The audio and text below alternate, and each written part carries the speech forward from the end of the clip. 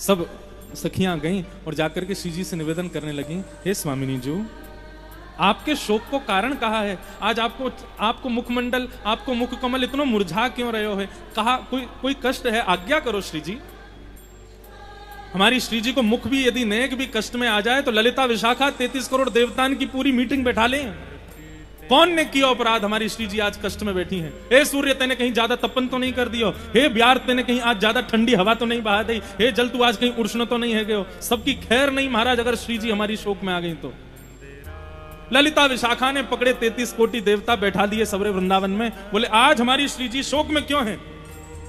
सब 33 कोटि देवता थर थर कांप रहे हैं। बोले हमने कोई अपराध नहीं किया है, श्री जी से ही पूछो। उनके हृदय को कहा प्रणाम कियो, हे श्यामाजू, आपके शोक को कारण कहा है? बोले शोक को कारण और कछु ना है, केवल एक ही है। बोले कहा, श्याम सुंदर हमसे एक कला में आगे हैं। कौन सी कला में? बोले नृत्य कला में। श्याम सुंदर हमसे ज्यादा बढ़िया नृत्य करें। जब नृत्य होवे, रास बिहार होवे और जब सगन कुंज में हमारी लीला होवे तो उनको नृत्य इतना सुंदर होवे कि वाकू देखत देखत मैं मोकू कहा अंग की प्रदर्शन करने हैं, कैसी भाव धारण करने हैं, कैसा नृत्य करना, मैं भूल जाऊं। इतना सुंदर नृत्य करें। सब सखियां बोली तो ये आपके शोक को कारण? बोले शोक को कारण ये ना है, शोक को कारण ये है कि मैं श्याम सुंदर से नृत्य सीखना चाहूं और आज मैं जाऊंगी, श्याम सुंदर के पास जाऊंगी, उन्हीं से नृत्य सीख के आऊंगी। सब सखियां बोली तो यहां में शोक करवे वाली कहा बात है? आप तो केवल आज्ञा कर दो, अभी सब व्यवस्था हम करें। हाँ भाई, रथ मगाओ, चवर डुराओ, इत्र की बौछार करो, गुलाब चल झड़कते भय चलो, जय जयकार करते भय चलो, पुष्प की वर्षा करो। आज श्री जी को लेकर के श्याम सुंदर के पास जाएंगी नृत्य सीखवे के काजे।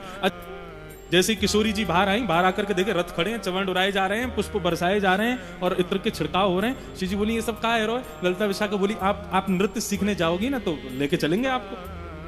बोले नृत्य सीख वे विद्यार्थी बन के जानो, राजा बन के नहीं जानो। ये सब वापस करो, ये रथवत में बैठ के नहीं जाएंगे, हम पैदल पैदल जाएंगे। ललिता विशाखा बोली जो आज्ञा। रथवत वापस कर दिए, सब सखियां तैयार हो गई, चलो श्री जी। बोले नृत्य सीखवे जा रहे हैं, वहां पे उनको परखवे नहीं जा रहे हैं कि वो कैसा नृत्य करें। तुम लोग नहीं जाओगी, तुम यहीं बैठो, हम अकेले ही जाएंगे। ललिता विशाखा बोली ये काम नहीं हो सकता, अकेले तो हम आपको कभी नहीं भेजे। श्री जी बोली जाएंगी तो हम अकेली जाएंगी, नहीं तो नहीं जाएंगी। और फिर पूरे दिन ऐसी मुरझाई हुई बैठी रहेंगी, ना भोजन पाएंगी ना जल पिएंगी, और तुमको ये स्वीकार है तो फिर चलो हमारे साथ। श्री जी को सुख देने के लिए तो सब सखियां सब ने कहा अच्छा जैसी आपकी इच्छा, आप अकेलो जानो चाहो आप अकेली जाओ, लेकिन हम अपना एक काम करेंगे। बोले कहा काम करेंगे? बोले आप बैठो। श्री जी बैठ गई और ललिता विशाखा दोनों सामने बैठ गई। अब श्री जी ने जितना श्रृंगार किया है सब श्रृंगार को लिखती जा रही हैं, काका पहन के जा रही हैं। माथे पर ऐसा सुंदर शीश फूल धारण किया है, कानन में ऐसे कुंडल पहने हैं, हाथन में ऐसे कड़ूला पहने हैं, उंगलीन में ऐसी अंगूठी मुंदरी पहनी है, पामन में पाजेब पहनी है, कमर में करधनी पहनी है, गले में इतनी माला, एक एक चीज लिखती जा रही है। श्री जी बोली ये सब कहा कर रही हो? बोली आपके गुरुजी चोर हैं, तो पहले ही पूरा लेखा जोखा कर लें, कहीं पता चली आप लौट के आई और कोई सामग्री नहीं मिली तो। श्री जी बोली तुम लोग नहीं सुधरोगे, तुम्हारी दृष्टि बड़ी बड़ी बेकार है, तुम हमारे श्याम सुंदर को समझ ही नहीं पाई हो। ललिता विशाखा बोली हम बहुत बड़ी भांति जाने भाई, जन्म जन्म को चोर है, ने 100 बामन बन के गयो बलि के यहाँ, और बोलो 3 पग जमीन चाहिए, और जैसे ही संकल्प भयो सोई विराट है गयो, 2 पग में तीनों लोग नाप लिए। यहां से तो सावधानी, आप तो श्री जी भोली हो बड़ी, ऐसी चली जाओगी, हमको पूरा काम करन दो। पूरा लिख लियो महाराज, माथे पे ये पहनो, कानन में ये पहने, गले में इतने हार पहने, हाथन में कड़ूला पहने, पैरन में पाछे पहनी, कोंदनी पहनी, मुंदरी पहनी है, और सब जब बिल्कुल लिख लियो, बोले अब आप जाओ। श्री जी निकल गए। श्याम सुंदर यहां वृंदावन के तट पर वंशी वट पर एक कदम्ब वृक्ष के नीचे पौड़े हुए हैं, गैया चरावे के काजे गए हैं, इतने में ही लेकिन जैसे ही श्री जी सन्मुख आई तो श्री जी के मुखमंडल पर सूर्य के प्रकाश के कारण श्री जी के मुख से एक तेज उत्पन्न होके वो श्याम सुंदर के ऊपर पड़ने लगा, और श्याम सुंदर को ऐसे ऐसे चौंधा जैसा आने लगा मुख पे। बोले अरे ये कहा है रोय? जैसे थोड़ी सी अपने हाथ ऊपर करके देखे तो देखे साक्षात वृषभानुनंदिनी श्री किशोरी जी पधार रही हैं। अब तो महाराज जैसी देखे किशोरी जी आई हैं, लाला तो बड़े प्रसन्न है, बोले जय हो, आज तो हमारे भाग्य उठ गए, साक्षात वृषभानु नंदिनी पधारी हैं, चरणन में प्रणाम कियो। बोले जय हो श्री जी पधारो। श्री राधा मुख चंद्र चको, जय जय देव हरे। ठाकुर जी बोले श्री जी आप कैसे पधारी आज, मुंह पे कृपा कैसे भई? बोले हम आपसे नृत्य सीखवे आई हैं। बोले अच्छा हमसे नृत्य सीखवे आई हो आज? बोले हाँ, आप हमको नृत्य करना सिखाओ। अरे श्यामा जी कोई कमी थोड़ी, आप तो इतना बढ़िया नृत्य करो, पर हमसे सीखवे काहे को आई हो? बोले नहीं नहीं नहीं, आप जैसा नृत्य करना, ब्रजभाषा समझ आ रही है ना, मुझे आप जैसा नृत्य करना है। ठाकुर जी बोले 3 बातों को ध्यान रखियो। पहली बात, जैसो गुरु बतावे वैसो पालन करियो। दूसरी बात, भाव में बिल्कुल भी भंगिमा नहीं होनी चाहिए। यदि नृत्य करते करते आप श्रमित रह जाओ तो मुखमंडल पर दिखाई नहीं देना चाहिए। तीसरी बात, मैं जैसो जैसो कहूं यूं हाथ ऐसे हाथ, उनको विशेष ध्यान रखियो, ताल नहीं छूटनी चाहिए। श्री जी बोली जैसे बताओगे करेंगे, लेकिन आप हमको नृत्य सिखाओ। अब सामने ठाकुर जी खड़े हैं, वंशी आदि सब कदम के नीचे धर दई, और उनके सामने श्री जी खड़ी हैं। अब ठाकुर जी उनको नृत्य करनो सिखा रहे हैं। ओ बन नाचे नटनी को आली नंद को किशोर, बन नाचे नटनी को आली नंद को किशोर, बन नाचे नटनी को आली नंद को किशोर, बन नाचे नटनी को आली नंद को किशोर। ओ राधे जगत नचायो तेरी बोह की मरोड़, राधे जगत नचायो तेरी बोह की मरोड़। ओ राधे जगत नचायो तेरी बोह की मरोड़, राधे जगत नचायो तेरी भाव से मरोड़। ओ बन नाचे नटनी को वाली नंद को किशोर, बन नाचे नटनी को वाली नंद को किशोर। नंद नंदन नृत्य कर रहे हैं और सामने श्यामा जी नृत्य कर रही हैं। ठाकुर जी कह रहे हैं श्री जी आपको नृत्य करने की कहा आवश्यकता है? श्री जी बोली क्यों? बोले आप तो केवल अपनी भ्रगुटी टेढ़ी कर ले, वही से ही सब नृत्य करने लग जाएं। ठाकुर जी जब नृत्य करें तब उनको देख करके सब नृत्य करें, लेकिन हमारी किशोरी जी तो ऐसे भ्रगुटी टेढ़ी कर लें तो वृक्ष पर बैठे हुए पशु पक्षी भी नृत्य करने लग जाएं। हे किशोरी जी वास्तव में आपको नृत्य सीखने की जरूरत नहीं है। क्यों? मोए नृत्य करवे के काजे हाथन के अंग प्रत्यंग बनाने पड़े, पैरन के अंग प्रत्यंग पैर आगे पीछे करने पड़े, लेकिन आपको नृत्य तो केवल भौं ऊपर नीचे है जाए वही से नृत्य है जाए। आपको नृत्य की कहा आवश्यकता?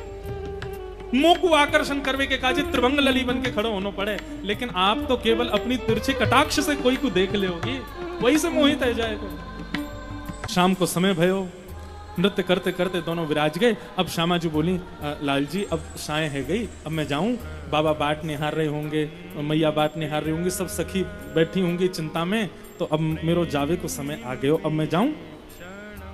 ठाकुर जी बोले हाँ ठीक है, फिर अब आपको आनंद आयो आज? बोले हाँ आयो। ठाकुर जी बोले हाँ ठीक है, फिर अब आपको आनंद आयो आज? बोले हाँ आयो। नृत्य समझ में आ गयो कैसो करना चाहिए? बोले हाँ आ गयो। तो ठीक है फिर, तो किशोर जी बोली ठीक है लाला फिर मिलेंगे, अभी मैं चलूं। ठाकुर जी मनी मन सोचने लगे ऐसे ही जा रही हैं, कछु दे के ना जा रही हैं। एक तो ट्यूशन भी पढ़ लियो, ऊपर से कछु दियो भी नहीं है, पूरा नृत्य सीख लियो और कछु दे क्यों नहीं जा रही। ठाकुर जी ने 1-2 बार संकेत किया, लेकिन किशोरी जी बोली अच्छा ठीक है लाला मैं चलूं। जैसे ही ठाकुर जी जान लगे, जैसे ही किशोरी जी जान लगे, तो ठाकुर जी बोले ऐसे काम नहीं चले, नंद नंदन है, हम यशोदा के लाला हैं, कोई को कछु दियो है, बिना लिए कछु देने को हमारा स्वभाव ना है। तो भैया ब्रज की रीति है, कोई प्रेम से दे दे, राजी राजी दे दे तो बहुत बढ़िया, नहीं तो गैर राजी लेनो भी आवे। जैसी श्यामा जी जान लगी, सोई ठाकुर जी गए गले में गलवैया डाल ली, और गलवैया डाल करके बोली श्री जी देखो ना आज वन कितना सुंदर लग रहे हो है, देखो वो पशु पक्षी कितने प्यारे लग रहे हैं, आपने तितली देखी, तितली कितनी मधुर लग रही है। श्री जी बोली ये तो हम रोज ही देखें, यहाँ में कौन सी बड़ी बात है। नहीं नहीं आज कछु विशेष है, आज देखो आप देखो वह वृक्ष के ऊपर एक नीलमणि जैसो एक तोता बैठो है, नीलमणि जैसो चमक रहो है। श्री जी बोली कहाँ है? बोले देखो वो सामने बैठो, मेरी उंगली की स्रोत में सीधे देखो। श्री जी बोली वहीं देख रही हूँ, मुंह को तो कोई दिखना ही रहो। बोले ऐसे ना देखो, अपनो हाथ दो।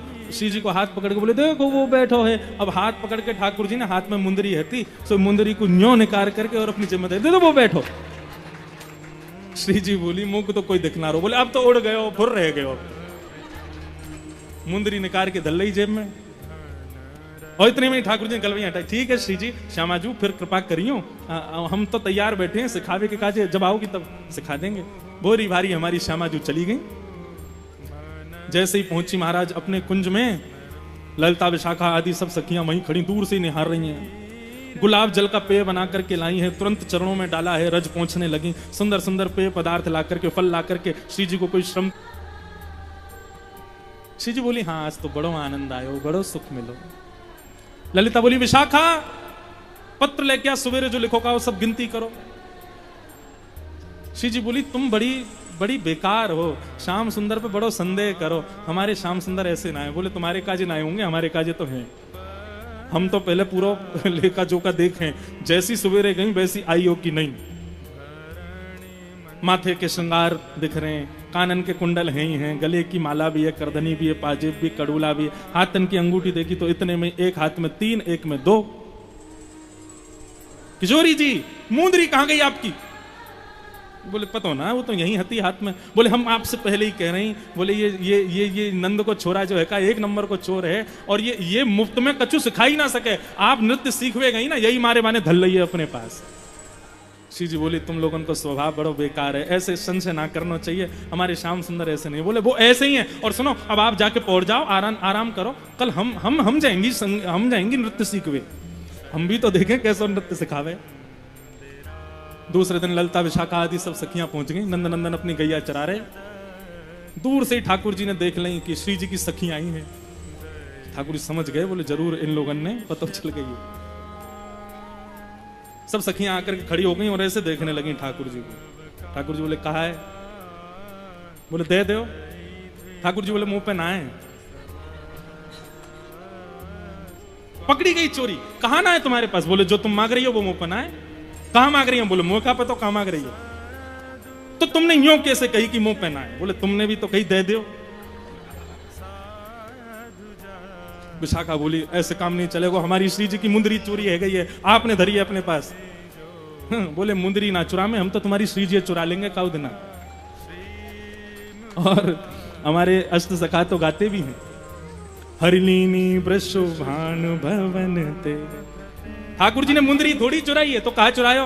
हरिलीनी वृषभानु भवन ते नंद सुवन की जोड़ी।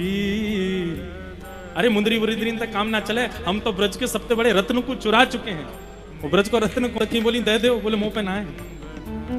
बोले लाला हमें सब पता तुमने चुराई है मुंदरी।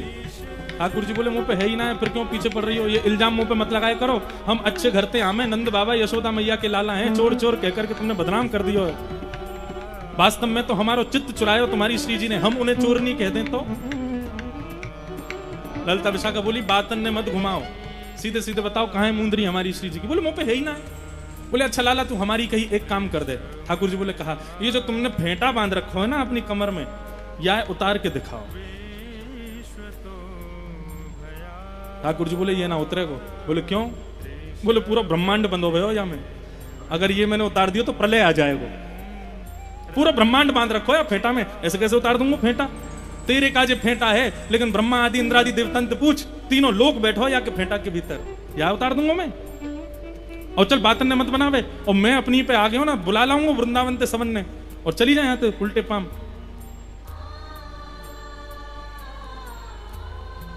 सब लौट करके चली गई। लेकिन रोज आ जामे, और रोज आकर के गए हमारी श्री जी की मुंदरी दो, श्री जी की मुंदरी दो। ठाकुर जी एक दिन गुस्सा आ गया, बोले कि ऐसे काम नहीं चलेगा, आज एक काम करो, आज हम भी चल रहे हैं श्री जी के पास ही जाकर के पूरा निर्णय होगा, कौन पे मुंदरी धरी है, कौन ने चुराई है, सब वहीं चर्चा होगी। बोले चलो। और सब सखीन के संग में ठाकुर जी पहुंच गए श्यामाजू के पास, और श्यामाजू के पास जाकर के बिल्कुल मगरमच्छ के आंसू बहाने लगे। ठाकुर जी रोने लगे। शुष्क अवस्था में ठाकुर जी को देख करके श्यामाजू तो बिल्कुल विचलित है गई। अरे श्याम सुंदर आप ऐसे क्यों है रहे हो? कहा आपके शोक को कारण कहा है? तब ठाकुर जी कहा रहे हैं, पद है, चोरी चपल लगावत मोकू, चोरी चपल लगावत मोकू न्याय करो श्यामा जी आज, न्याय करो श्यामा जी आज, चोरी चप्पल लगावत। और मैं नहीं चोर, चोर को साथी, मैं नहीं चोर, चोर को नटखट सखी तुम्हारी श्यामाजू। हे श्यामाजू, मैं आपको कहीं से चोर दिखाई दूं?